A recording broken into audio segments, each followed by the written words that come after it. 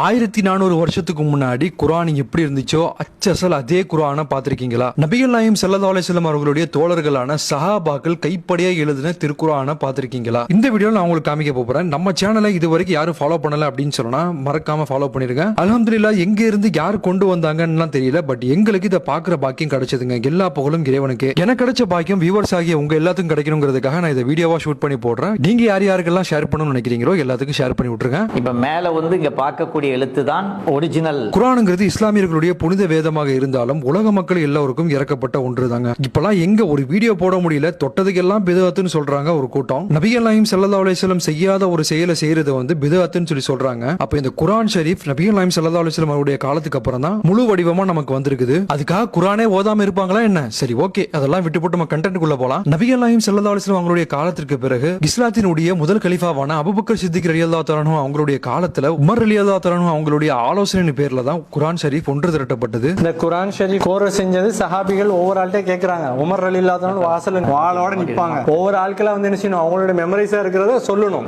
அல்லது அவங்கள்ட்ட பேப்பர் இருக்குமே அவங்க கையில கலெக்ஷன் பண்ணி வச்சிருக்கிறத காட்டணும். பின்பு இஸ்லாத்தினுடைய மூன்றாம் கலீஃபாவான உஸ்மான் ரலியல்லாஹு தஆலா அன்ஹு அவங்களுடைய காலத்துல பிரதி எடுக்கப்பட்டு ஒவ்வொரு பதிகளுக்கும் அனுப்பப்பட்டதுங்க. அஜ்மியா இருந்தவங்க எல்லாமே ஓதுறதுல பிழைகள் இருக்குது, அதை ரொம்ப கஷ்டப்படுறாங்கன்னு சொல்லி உஸ்மான் ரலியல்லாஹு தஆலா கேட்டப்போ உஸ்மான் ரலியல்லாஹு தஆலா அன்ஹு அவரோட ஆட்சி காலத்துல ஹப்ஸா நகர் ரலியல்லாஹு தஆலா அன்ஹா வீட்டுல உள்ள கிதாபை எடுத்துட்டு வர சொல்லி 7 பிரதிகள் அடிச்சாங்க. அந்த 7 பிரதி அடிச்சு ஒன்னு Mecca, Medina, Syria, Kufa, Basra, Damascus இதெல்லாம் அனுப்புனாங்க. இந்த ஒரிஜினல் குர்ஆன் ஷரீஃபை நம்ம பார்த்தோம்னா சாதாரண மக்களான நமக்கு அதோட எழுத்தே நமக்கு புரியாதுங்க. இந்த குர்ஆன் ஷரீஃபை முழுமையா மனனம் செஞ்ச இப்ப உள்ள ஹாஃபிஸாக்களே கொஞ்சம் திணறதான் செய்யறாங்க. ஏன்னா இந்த குர்ஆன்ல ஜேரு, ஜபர், சுக்குனு, சத்துன்னு எதுவுமே கிடையாது. இதுல பக்கம் திறந்து வாசி காட்டிடணும், என்ன ஆயத்து வைப்பான்னு வாசிட வேண்டியதான். ஃபத்ஹா, தம்மா, கஸ்ரா இருக்காது. சரி, ஃபத்ஹா, கஸ்ரா, தம்மா எல்லாம் விடுங்களே, நொகத்தா வச்சு இருக்குமா? அதுதான் வரேன். இப்ப அடுத்தது ஒரு ஃபாவோ காஃபோ வித்தியாசம் இருக்காது. மேல புள்ளி, 2 புள்ளி, 3 புள்ளி எல்லாம் இருக்க,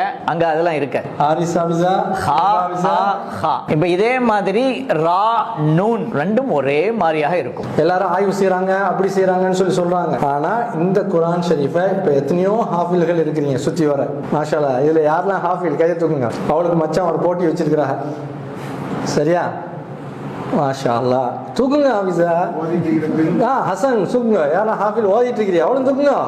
மாஷா அல்லாஹ், 25 தாண்டியாச்சே, அவங்க ஓதி காட்டணும். இது அதெல்லாம் பின்னாடி உள்ள காலங்கள்ல போக போக கொடுக்க போய் தான் இப்போ நம்ம அதை ஓதுறதுக்கும் படிக்கிறதுக்கும் ஈஸியா இருக்குது. சரி, இதை பத்தின ஃபுல் வீடியோ உங்களுக்கு வேணும் அப்படின்னு சொன்னா கெஸ்ட்னு கமெண்ட் பண்ணுங்க. லட்சக்கணக்கான பேருக்கு இந்த வீடியோவை ஷேர் பண்ணுங்க. இன்ஷா அல்லாஹ் கூடிய சீக்கிரத்துல போடுறேன். நெக்ஸ்ட் ஒரு அழகான கண்டென்ட்ல பார்க்கலாம். This is MSL. வரட்டா. இப்ப இது சூரா ஃபாத்தியானுடைய பகுதி, ஒரு துண்டு இல்ல.